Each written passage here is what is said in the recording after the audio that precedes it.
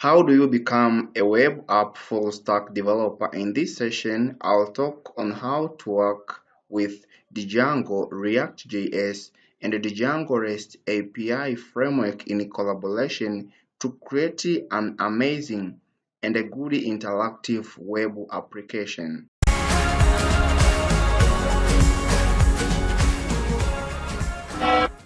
Okay guys, how are you doing? I hope it's well. I'm Moses from Learning Python. You're welcome.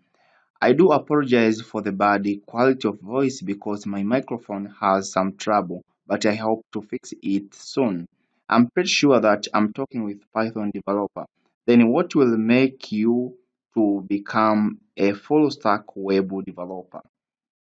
In short, I can say you need three things on separate: the front-end framework, back-end framework, and the API.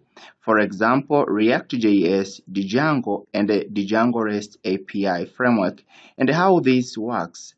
In short, API renders data on JSON format.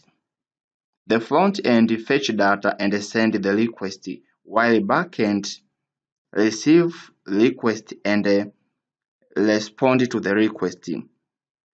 On that note, I'm here to make you a full stack web developer.